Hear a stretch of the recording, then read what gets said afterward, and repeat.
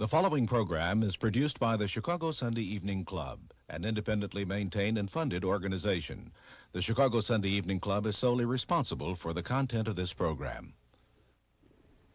Hello, I'm Dave Harden, and I invite you to join me for the next 30 minutes with our guest, Frederick Buechner, the renowned American author and minister, who's been called the C.S. Lewis of our time. We'll be exploring the subject of grace. I hope you'll stay tuned.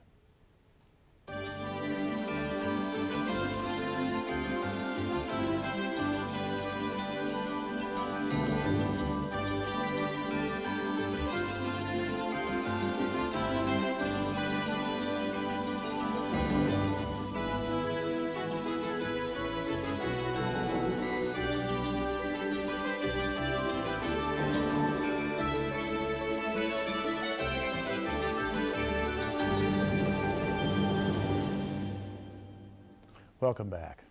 It's a pleasure to introduce our speaker, Frederick Buechner. Fred was born in New York City and educated at Princeton University and Union Theological Seminary. In 1958, he was ordained to the Presbyterian ministry and became chaplain and chairman of the Department of Religion at Phillips Exeter Academy.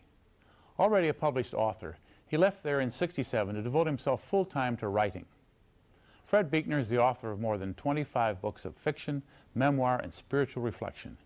His novel, Godric, received a Pulitzer Prize nomination in '81, and the New York Times has called him the leading clergyman writer in the United States. For almost 40 years now, his works have inspired, challenged, and enriched the imaginations of people of faith. It's a great pleasure to welcome Fred Buechner back to this program. His talk is called A Moment of Grace. Welcome, Fred. Thanks, Dave. I'm not going to preach a regulation sermon today. Instead, I'm going to tell you something that happened to me which really preached its own sermon to me.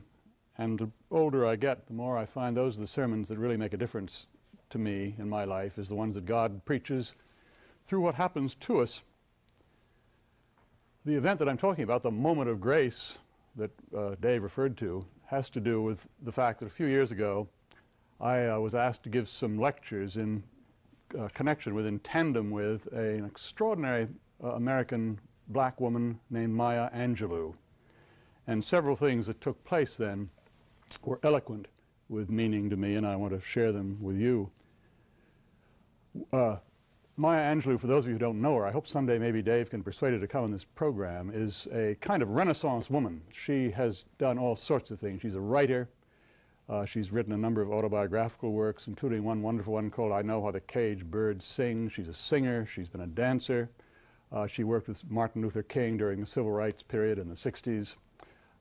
She has written an opera and so on. At one point, because of economic necessity, she tells how she worked as a prostitute for a brief time.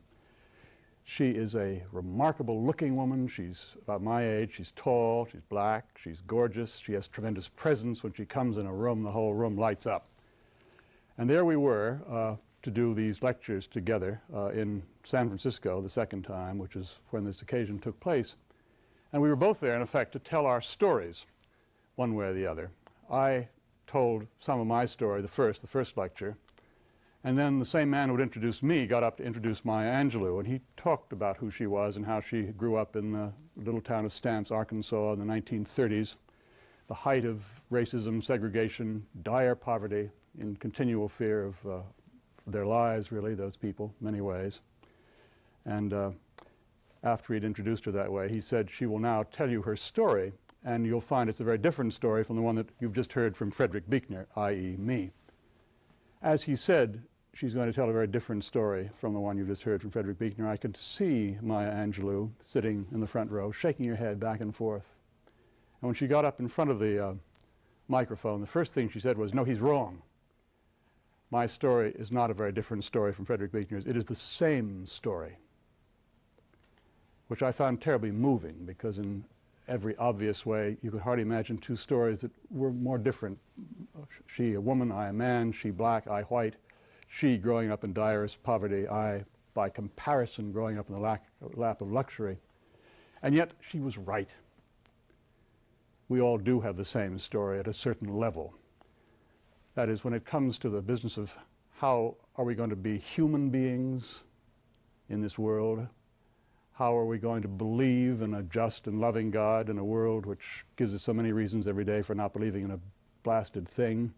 How are we going to survive what happens to us, especially very often the sad things that happen to us as children?